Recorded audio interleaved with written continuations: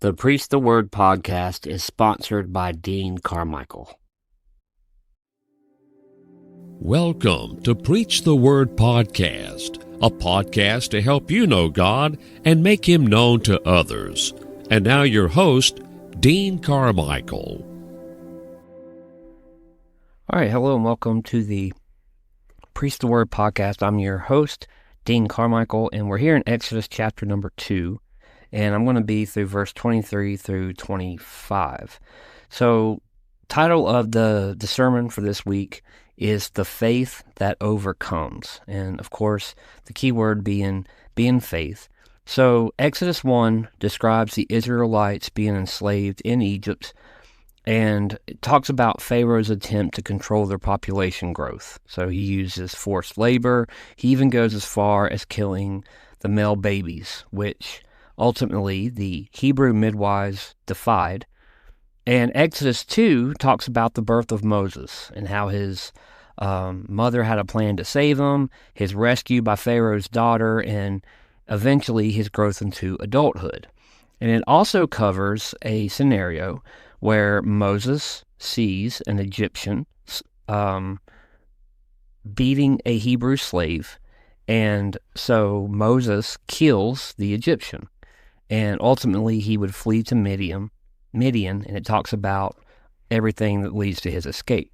So, let me read our key verse, Exodus 2:23 through 25. I'm reading here. And it came to pass in the process of time that the king of Egypt died, and the children of Israel sighed by reason of the bondage. And they cried, and their cry came up unto God by reason of the bondage. And God heard their groaning. And God remembered his covenant with Abraham, with Isaac, and with Jacob. And God looked upon the children of Israel, and God had respect unto them. So I want to talk about, by way of introduction, I want to talk about stress responses. So the key word there is stress, okay? A stress response is our natural responses to a perceived threat, to a challenge. So you've probably heard of fight or flight. There's also other ones.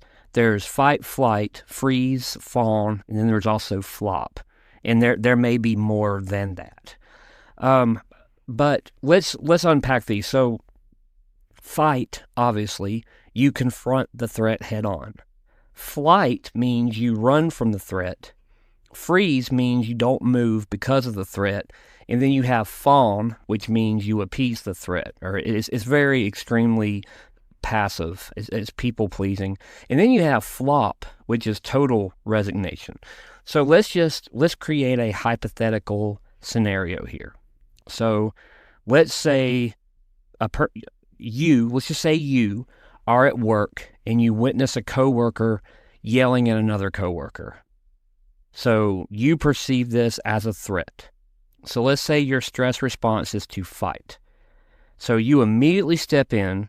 You confront the threat head on. Maybe you yell back, physically restrain. Hopefully you don't do this, but maybe you tackle the person. You take any necessary action to stop the threat, regardless of the context.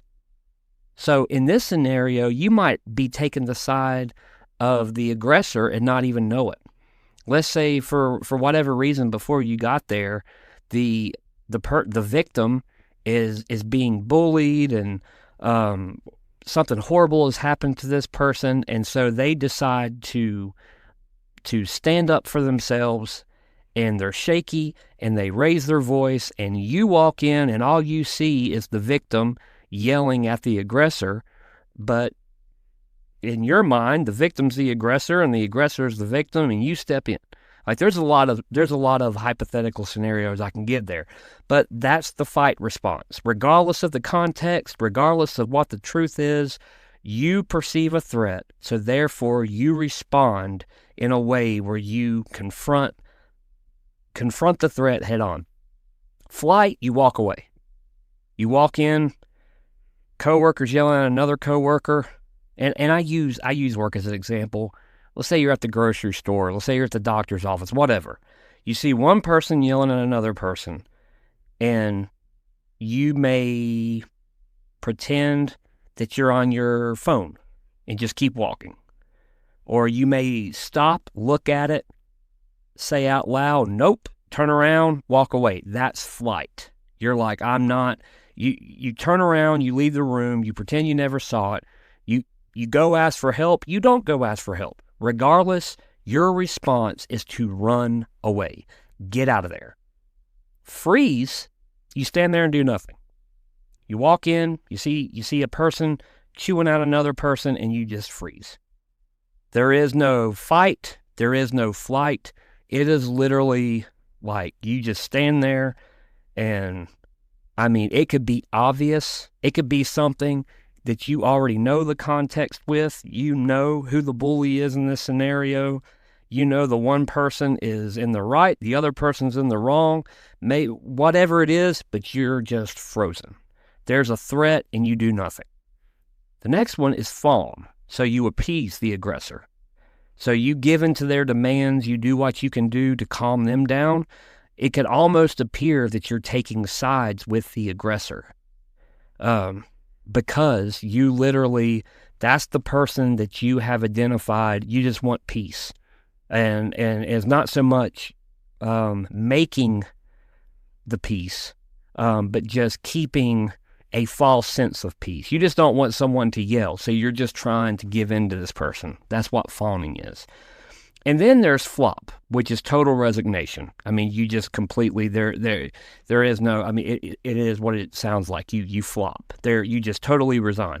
So, just like you, I can think back of many scenarios where I've reacted at different times and in different stories, but scenarios where I stayed and fought, where I ran away, where I froze, where I yielded. So let's look at these. And let's look at some biblical examples.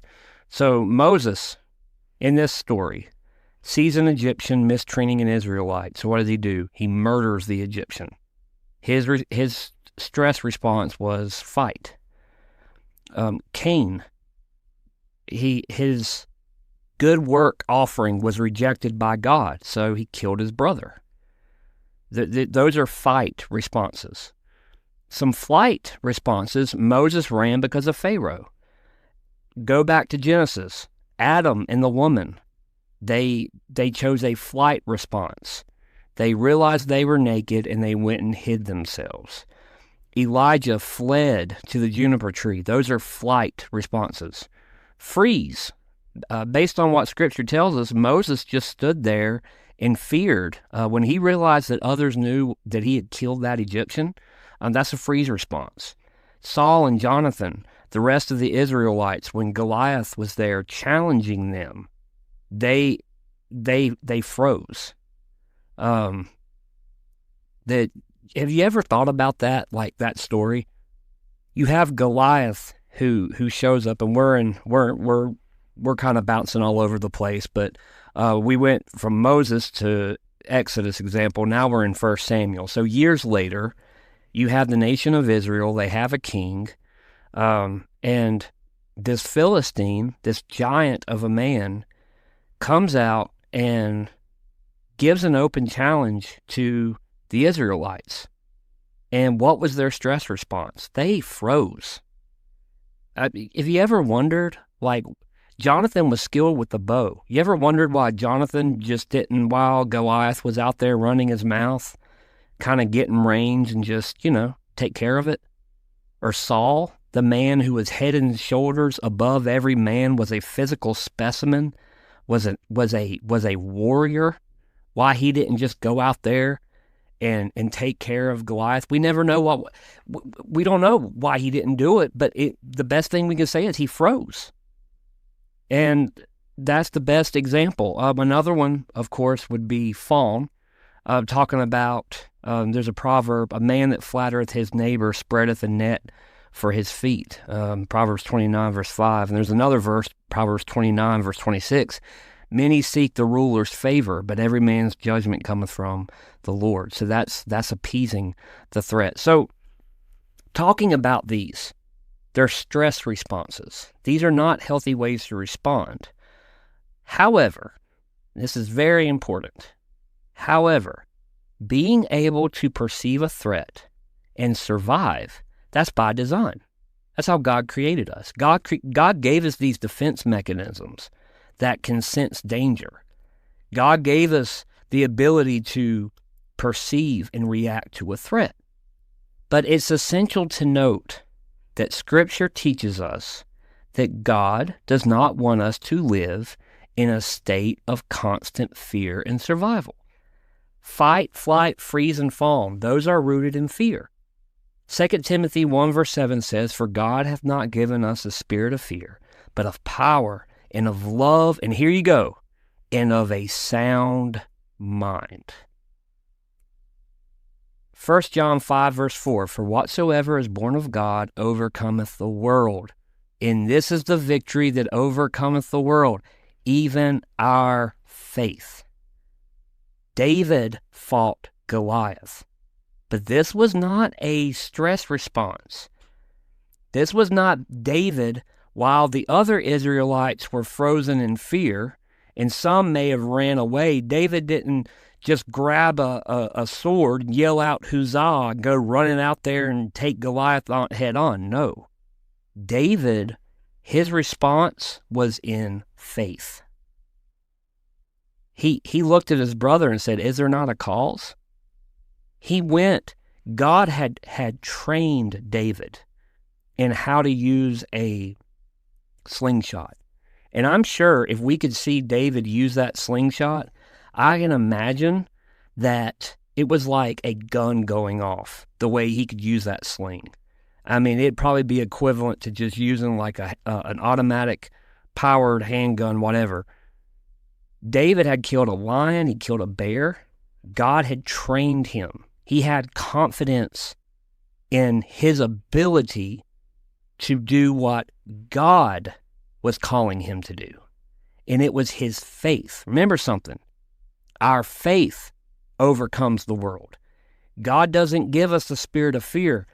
There's power, there's love, and most importantly just as importantly rather, but there is the sound mind. David chose faith. Joseph was put in a position where Potiphar's wife was trying to seduce him. So what did he do? He ran. I don't believe Joseph ran because he was scared and he didn't know what to do, and that's the only thing he could think of. He may have been scared a little. I'm sure David was scared a little. I don't know. But I know if they were scared even just a little bit, I know for a fact what was greater than all the human error and all the human elements, and that was their faith. I believe Joseph ran from Potiphar's wife because he had a sound mind because of his faith in God. Job, I don't believe Job fawned. I don't. When Job lost everything and he sat there in dust and ashes, I don't believe he was fawning in fear. I don't believe Job was flopping. I believe Job, because of his faith that God knows best, he sat there and he was still. And he had his faith in God, and he said, "Blessed be the name of the Lord." Jesus told us to turn the other cheek. I don't think to keep the peace by fawning. And when I say keep the peace, here's what I mean by that. There are those who try to keep a certain peace. And by peace, I mean absence of conflict. That's not real peace. That's not what Jesus is talking about. Jesus tells us to turn the other cheek, to make peace, real peace, by loving, praying, and giving the truth to your oppressor. That's not fawning. That's following God. That's deeply rooted in faith. That is showing your oppressor that greater is he that is in me than he that is in the world. So no, David fighting Goliath, that is not a stress response. Joseph running, Job sitting in the ashes, Jesus teaching to turn the other cheek. These are not fight, flight, freeze, fawn, or flop. This is, for whatsoever is born of God overcometh the world, and this is the victory that overcometh the world, even our faith. So here in Exodus, I want to talk to you a little bit. Let's continue to look at faith. And talking about stress responses and different scenarios and things. You see, we can't sit here and say, okay, if X ever happens, here's how you need to respond. Or if Y ever happens, okay, here's what you need to do. Listen, Joseph responded that way because of his faith. David responded that way because of his faith. As Christians, we have the Holy Spirit of God. We can pray for wisdom and discernment and understanding. And God has created us as human beings where we can sense danger and we can react to that threat.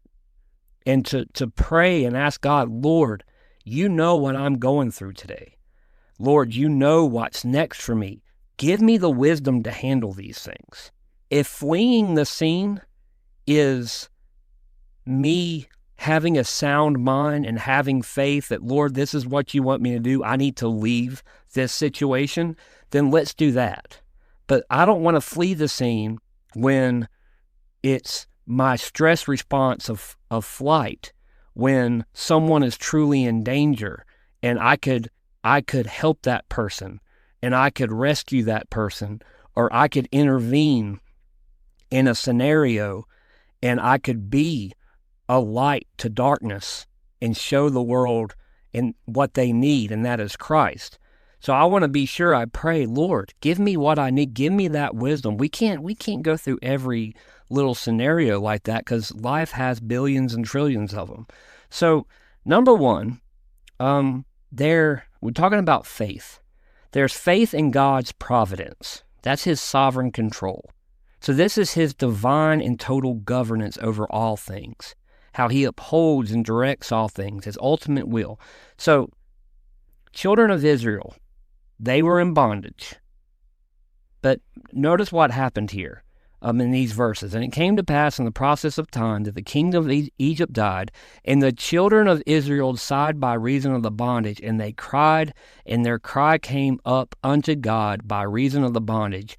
And God heard their groaning, and God remembered his covenant with Abraham, with Isaac, and with Jacob. And God looked upon the children of Israel, and God had respect unto them. The children of Israel were in bondage, but they had faith that God was ultimately in control. Here's some other verses about God's providence, but Genesis 50, verse 20. But as for you, ye thought evil against me, but God meant it unto good, to bring to pass as it is this day, to save much people alive. That's Jacob talking.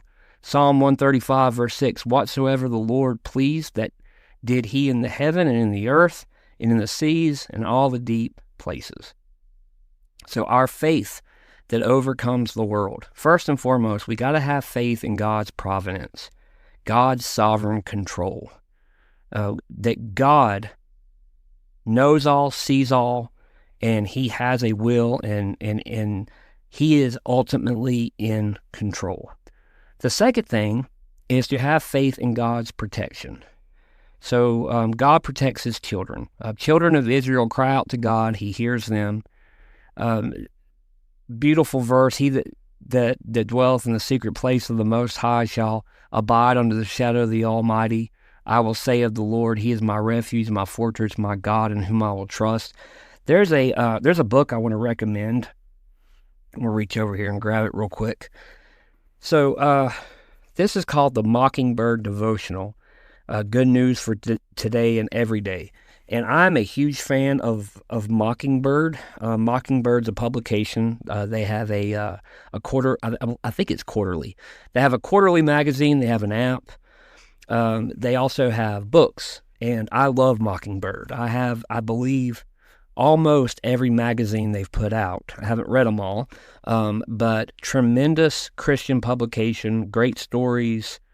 Ultimately, I find those stories always point me back to Christ. They have great examples, illustrations, different things. But anyway, I have a devotional here that I'm going through, And time of me recording this is the second week of February, but the day that I'm reading is January, I think it's 18th. I'm behind, put it that way.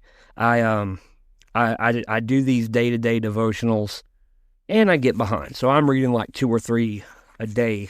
My plan is to read like 2 or 3 a day to get caught up. But anyway, so there's one, and it's talking about Genesis chapter number 29. And if you are familiar with the book of Genesis, chapter 29, that is talking about Jacob, but more specifically, it's talking about Leah. Now, if you know the story, Jacob fled his brother Esau. He tricked his brother Esau. He got his birthright. He stole from his brother. He tricked him. He got his blessing from his father, and now, per his mother, he is fleeing, and he goes to his uncle Laban, and he sees Laban's daughter Rachel, and Rachel is the preferred one, and she had a sister. But Jacob sees Rachel. He falls in love with Rachel, and he works 7 years for Rachel. Well, if you know the story, Jacob's uncle Laban uses deception, and Jacob ends up marrying Leah.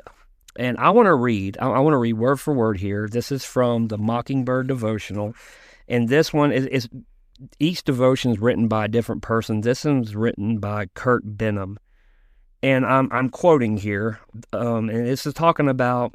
I'm not quoting yet, but this is talking about Rachel and Leah and Jacob's. Just listen here, and I'm quoting: "When the Lord saw that Leah was hated, He opened her womb." That's quoting the verse. But then here's what Kurt Benham says. He says, "Quote: The love of God silences these accusations.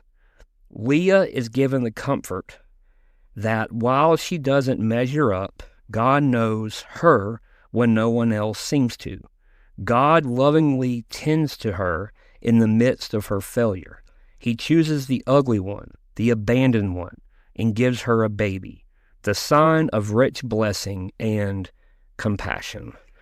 End quote. So, with all that being said, faith in God's protection. Not only do we have an example of God's protection of an entire nation that is being oppressed in an evil way by Egypt, and they cry out, and God raises them up a deliverer, probably not the one they had in mind, but He does. He raises up a deliverer, and God will send Moses to deliver Egypt. And ultimately, spoiler alert, if you're following this and you're on the edge of your seat and you're going through this series with me and you're wondering, does Israel ever make it out of Egypt? The answer is yes. Okay, God delivers them in a mighty way. But not only does God protect, those big scenarios, but we see this beautiful story, how Leah is rejected, she's not preferred, but yet God is protecting her. And God blesses her. He's protecting her heart. He protects us in so many ways. But here's His child who is being, you look back and you're like, poor Leah. God does not promote polygamy. He doesn't promote marrying multiple partners. And this is Jacob's first wife. And God, he goes in and he blesses her, despite how Jacob felt about her, despite how her own father felt about her, how he had to use trickery and deceit and lying, how he had to use sin to be able to get his daughter married. Yet God intervenes, and He opens her womb. He blesses her with children. And God always knows what's best, and He'll protect us, and He'll thank God, will bless and redeem situations. So having faith, not only in God's providence, but having faith in His protection, from the large physical things to His protection spiritually, mentally, to the little things in life. God protects us. And then having faith in God's promises. So favorite verses, Proverbs 3, 5, and 6, trust in the Lord with all thine heart, lean not to thine own understanding. In all thy ways acknowledge him, and he shall direct thy paths. I hope I didn't misquote that. I didn't have it in front of me. I just quoted by memory there. But putting an emphasis on the last part of verse number 5, I think it is, lean not to thine own understanding. 1 Samuel 14. So this is a story of how Jonathan actually went on a secret mission. Jonathan goes on a secret mission unbeknownst to Saul, his father, but Jonathan goes and he really shows great faith. And this is found in 1 Samuel 14, mainly verse 13 and 14. But Jonathan and his armor bearer end up killing about 20 Philistines, literally within a half-acre of land. And Jonathan went in, he goes in, starts fighting them. The Philistines, they were advanced. They had better weaponry and stuff, but I think Jonathan was one of the only ones with swords, with a sword. He went in there, and his armor bearer behind him, his armor bearer went in, finished them off. And this would end up causing a lot of panic by the Philistines. And what it was, Jonathan was acting on faith. He was by faith. And read the whole story, and you'll see how Jonathan, he is pretty much like a Gideon scenario, like the wool, the fleece, the fleece story. Pretty much like that with Jonathan. Read the whole story. But Jonathan acted on faith and went in and accomplished a great feat because he had faith that if the Philistines were going to see them and call them out, that was a sign that God was going to deliver them.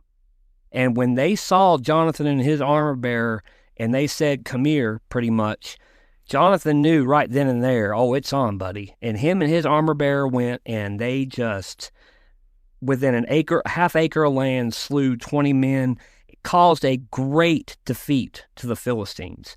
And Saul didn't even know about this. So this is talking about faith in God. Faith is the key to intimacy. Trusting God, not leaning on our own understanding. But I pray this was a blessing to you, and I look forward to our next time together. But until next time, may the Lord bless you. All things new. That's the power of Christ. His promise is true. He came down from heaven above to the cross for a ruined world, and he shed his blood for you. Didn't he prove he can make all things new?